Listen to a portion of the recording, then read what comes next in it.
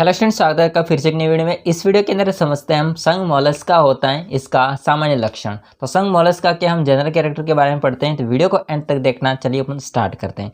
दोस्तों, मैंने संघ आर्थ्रोपोडा होता है, इसके सामान्य लक्षण प्लस वर्गीकरण बता दिया है। तो इसका लिंक आपको डिस्क्रिप्शन में मिल जाएगा, तो वहाँ पर आप क्लिक करके देख सकते हैं। तो आर्थ्रोपोडा के बाद में जो नेक्स्ट संघ आता है वो है आपका मोलस्का। तो इसके जनरल कैरेक्टर को हम समझते हैं। देखिए दोस्तों, हम बात करते हैं जनरल कैरेक्टर की। तो संघ मोलस्का, देखो मोलस्का किसी प्राणी का नाम नहीं है, एक समूह का नाम है, मतलब एक संघ का नाम है, फाइलम का नाम है। उसके अंदर बहुत सारे क्लास आएंगे, उसके अंदर गण आते हैं, और उसके अंदर फिर अलग अलग क्या आते हैं दोस्तों, जीव आते हैं। ठीक है, जैसे समाज एक नाम हो जाएगा ना, समूह का नाम हो जाएगा, एक मतलब ग्रुप, इसके अंदर परिवार आता है, फिर लोग आते हैं। तो इसी प्रकार से ये नाम होता है, किसी प्राणी का नाम नहीं है। सबसे पहले हम बात करते हैं नाम की। नाम का मतलब होता है कि संघ मोलस्का है, ये शब्द किसने दिया या इसका नाम किसने दिया है। तो दोस्तों, जो नाम होता है संघ मोलस्का का, वो दिया है अरस्तु ने। किसने दिया है? अरस्तु ने दिया है। ओके, इसके अंदर संघ क्यों लिखा है? तो दोस्तों, मैं आपको बता दूं कि अकशेरुकी जंतुओं में सबसे जो बड़ा संघ है वो है आपका आर्थ्रोपोडा, और सेकेंड नंबर पर जो बड़ा है संघ है वो है आपका मोलस्का। तो अकशेरुकी जंतुओं में, मैं यहाँ पर पूरी लाइन नहीं लिखूंगा, अगर आप नोट कर रहे तो लिख लेना। अकशेरुकी जंतुओं में दूसरा सबसे बड़ा संघ क्या हो जाएगा? मोलस्का। तो मैं यहाँ पर लिखूंगा आर्थ्रोपोडा के बाद में दूसरा सबसे बड़ा संघ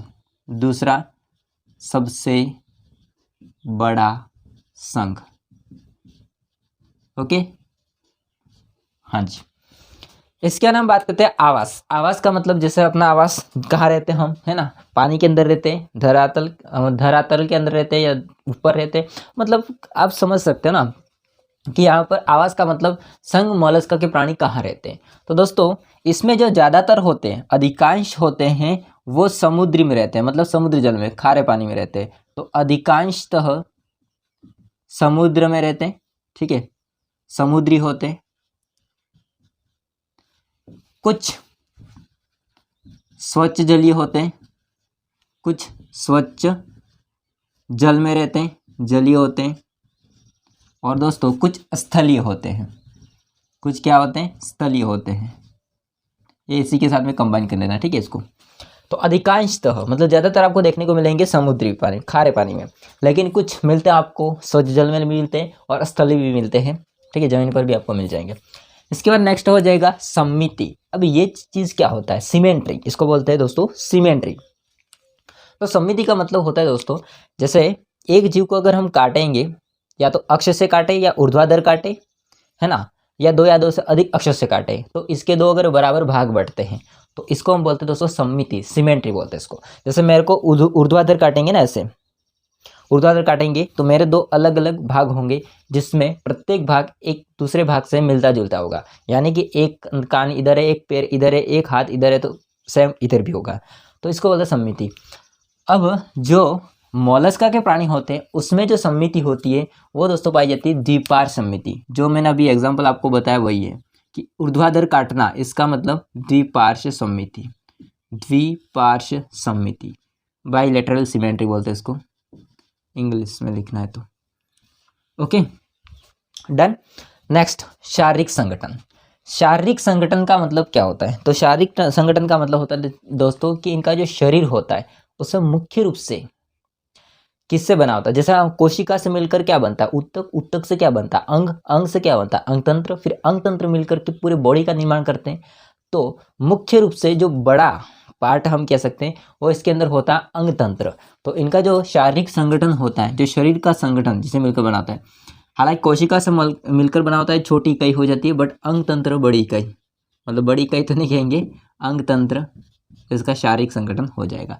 अंग तंत्र स्तर का, अंग तंत्र स्तर का। डन। नेक्स्ट, इसका नाम जनन स्तर। जनन स्तर का मतलब होता है 3 लेयर। ठीक है, बाह्य स्तर, मध्य स्तर, अंत स्तर, एक्टोडर्म, एंडोडर्म, मेसोडर्म, या एक्टोडर्म, मेसोडर्म, एंडोडर्म। तो इनके अंदर तीनों के तीनों जनन स्तर पाए जाते हैं। तो ये होता है त्रिजनन स्तरीय, त्रिस्तरीय, त्रिजनन स्तरीय, त्रिस्तरीय, इंग्लिश में बोल देंगे इसको ट्रिप्लोब्लास्टिक। ट्रिप्लोब्लास्टिक। थोड़ी बाहर से नॉइज आ रही है, उसको संभाल लेना। शरीर योजना, शरीर योजना का मतलब होता है दोस्तों कि वो अगर खाते हैं एक छिद्र से तो फिर वेस्ट मटेरियल किस छिद्र से निकालते हैं। हाँ, मतलब कि कुछ जीव होते हैं जो एक ही छेद से खाते हैं, उस छेद से बाहर निकालते हैं। कुछ जीवों में ऐसा होता है कि प्रत्येक कोशिका खाती है, प्रत्येक कोशिका वेस्ट मटेरियल को बाहर निकालती है। और कुछ में ऐसा होता है कि एक छिद्र से खाते दूसरे छिद्र से बाहर निकालते हैं। इसको बोलते हैं नलिका के भीतर नलिका शरीर योजना। तो इसके अंदर भी दोस्तों नलिका के भीतर नलिका शरीर योजना पाई जाती है। नलिका के भीतर नलिका, ठीक है, ये पाई जाती है शरीर योजना। खंडीभवन, खंडीभवन का मतलब होता है दोस्तों खंड। जैसा आपने देखा होगा बिच्छू वगैरह पीछे पूंछ देखे होगे ना, बिच्छू हो गया, इसमें पूंछ होते हैं। जैसा इस बिच्छू को छोड़ दो, बिच्छू हालांकि आर्थ्रोपोड में आ जाता है। आपके हाथ की अंगुलियां हैं, इसमें आपको यहाँ पर खंड दिख रहे हैं। अब इसको मोड़ेंगे, जहां से आपको बाहर खंड दिख रहे हैं दोस्तों, आपको खंड जो दिख रहे हैं वही खंड अंदर भी सेम होंगे, तो ये अंगुली मुड़ जाती है। लेकिन अगर आपको बाहर खंड दिख रहे हैं और अंदर कहीं और खंड हैं तो फिर ये मुड़ता नहीं है, तो इसको बोलते हैं आभासी। और अगर मुड़ जाता है मतलब खंड यहाँ पर है तो अंदर भी वहीं पर ये खंड होगा, इसको बोलते हैं वास्तविक खंड। ठीक है, इसको क्या बोलते हैं दोस्तों, वास्तविक खंडीभवन। इसमें आपको खंडीभवन की अगर मैं बात करूंगा तो इसमें कोई खंड नहीं पाया जाता है, मतलब ये अखंडित होते हैं। कैसा होते हैं, अखंडित होता है। तो इसको हम लिख सकते हैं दोस्तों खंडित नहीं मतलब अखंडित। इसको हम क्या लिख सकते हैं, अखंडित लिख सकते हैं। परंतु दोस्तों इसमें एक अपवाद भी है, अपवाद, अपवाद है मोनोप्लेकोफोरा, मोनोप्लेकोफोरा। इसमें आपको खंड देखने को मिलेंगे, अर्थात इसको हम लिख सकते हैं खंडित। डन। तो सामान्य रूप से अखंडित होते हैं, लेकिन इसमें एक अपवाद हो जाएगा जिसका एग्जाम्पल है मोनोकोप्लेकोफोरा। हालांकि तो ये हो जाएगा खंडित होते हैं। ठीक है, नेक्स्ट हो जाएगा दोस्तों सीलोम। सीलोम क्या होती है, तो देहभित्ति और आहार नाल, देहभित्ति आहार नाल होती है, उनके मध्य का अवकाश आपका सीलोम कहलाती है। ठीक है, तो दोस्तों हम बात करते हैं सीलोम की, तो इसके अंदर मोलस्का के अंदर वास्तविक सीलोम पाई जाती है, वास्तविक सीलोम पाई जाती है। और इसके अंदर भी आपको शाइजोसीलोम देखने को मिलते हैं, क्योंकि ये दो प्रकार की होती है वास्तविक सीलोम, एक तो शाइजोसीलोम और एक एंट्रोसीलोम। तो ये होती है इसके अंदर शाइजोसीलोम, शाइजोसीलोम। डन। नेक्स्ट है दोस्तों प्रोटोस्टोमिया। ये क्या चीज़ होती है, तो आपके तीन जनस्तरी है ना, त्रिजनस्तरी मतलब एक्टोडर्म, मेसोडर्म और एंडोडर्म, ये आपस में गैस्ट्रोला भवन होता है। उसके बाद में ये एक संरचना का निर्माण करते हैं जिसमें एक छिद्र रह जाता है जिसको बोलते हैं ब्लास्टोपोर। वो ब्लास्टोपोर होता है, वो तो माउथ का निर्माण कर सकता है या फिर गुदा का निर्माण कर सकता है।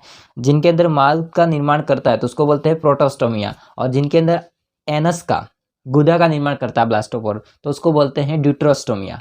तो ये इसमें क्या होता है, मोलस्का में प्रोटोस्टोमिया पाया जाता है। अर्थात इसका कहने का मतलब ये है कि आपका जो ब्लास्टोपोर होता है, यह ब्लास्टोपोर से माउथ का निर्माण होता है, माउथ मतलब मुख का निर्माण होता है।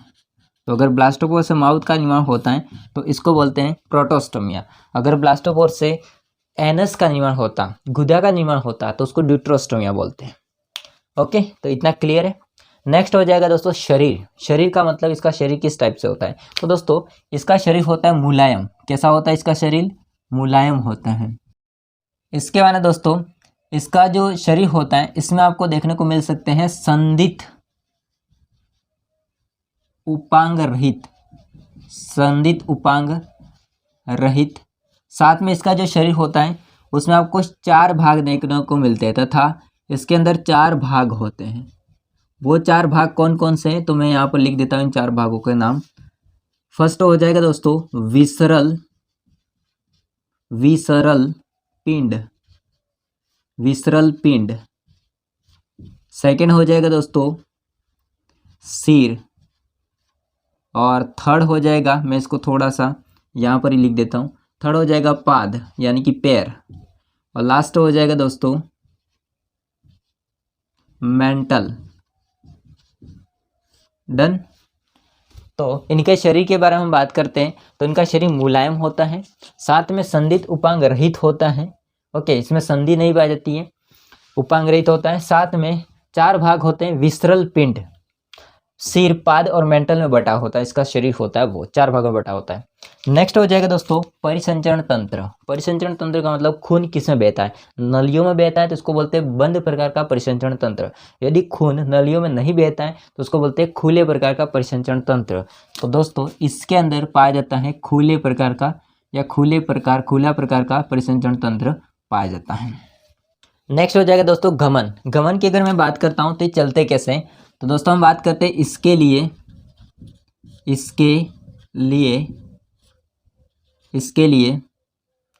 एक अधर पर मोटा व पेशीय पाद होता है, मसल्स का पैर होता है। ठीक है, पेशीय पाद होता है। ठीक है, तो गमन करने के लिए जो भी आपके मोलस्का के प्राणी हैं उनके लिए एक अधर पर मोटा व पेशीय पाद होता है, मसल्स का पैर होता है। ठीक है, नेक्स्ट हो जाएगा श्वसन। ये सांस कैसे लेते हैं, तो दोस्तों इसमें सांस लेने के लिए एक या अधिक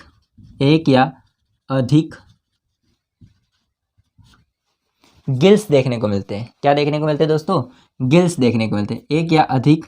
बट दोस्तों इसमें जो गिल्स होते हैं वो कंधे के समान होते हैं। किसके समान, कंधे के समान। तो इसको मैं लिख सकता हूँ कंधे के समान गिल्स होते हैं।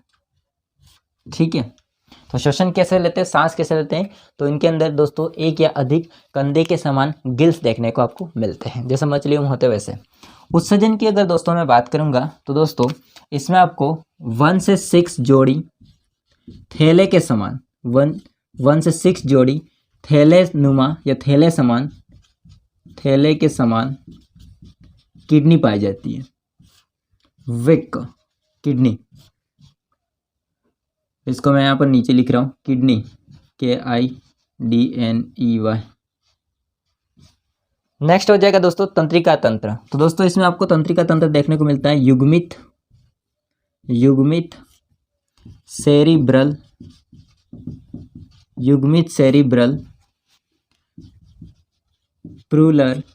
प्लूरल पेडल तथा विसरल गुच्छिकाओं का बना होता है। गुच्छिकाओं का बना होता है। ठीक है, गुच्छिका मतलब गैंग्लियन इसको बोलते हैं। क्या बोलते हैं इसको, गैंग्लियन। ठीक है, गैंग्लियंस बोलते हैं इसको। डन। तो इनका जो तंत्रिका तंत्र होता है युग्मित सेरिब्रल प्लूरल पेडल तथा विसरल गुच्छिकाओं का बना होता है, गैंग्लियंस का बना होता है। नेक्स्ट हो जाएगा जनन व निषेचन। तो दोस्तों इसके अंदर आपको अलैंगिक जनन नहीं देखने को मिलता है, तो अलैंगिक जनन का अभाव होता है। अलैंगिक जनन का अभाव होता है। साथ में आपको निषेचन इसके अंदर देखने को मिलता है, बाह्य अथवा आंतरिक निषेचन। या तो बाह्य होता है या फिर आंतरिक। मतलब आप लोग समझ सकते हो कि जो पानी के अंदर होंगे वो बाह्य निषेचन करेंगे और जो बाहर होते हैं वो दोस्तों स्थलीय होते हैं, वो आंतरिक निषेचन करते हैं। ठीक है, हाँ एक बात और है कि इसमें आपको लिंग की बात करेंगे तो दोस्तों वो एक लिंगी होते हैं, कुछ अधिकांश रूप से एक लिंगी होते हैं वैसे, और कुछ उभयलिंगी भी होते हैं। तो कुछ कैसे होते हैं, उभयलिंगी। इसका मतलब समझते हो कि नर और मादा जो जननांग होते हैं वो दोनों के एक ही प्राणी के अंदर होते हैं, तो उसको हम बोलते हैं दोस्तों उभयलिंगी। और अगर अलग अलग हैं तो उसको बोलते हैं एक लिंगी। आ रही बात समझें। तो दोस्तों ये थे कुछ संघ मोलस्का के सामान्य लक्षण। तो आप लोगों को समझ में आया होगा, मैंने अच्छे से समझाने की कोशिश की। बाकी दोस्तों इसका क्लासिफिकेशन होता है वो नेक्स्ट वीडियो में आ जाएगा। तो ये वीडियो कैसा लगा है वो कमेंट करके बताइएगा। वीडियो अच्छा लगा हो तो लाइक करना, चैनल को सब्सक्राइब नहीं किया तो कर देना। मिलते नेक्स्ट वीडियो में, तब तक के लिए जय हिंद, वंदे मातरम।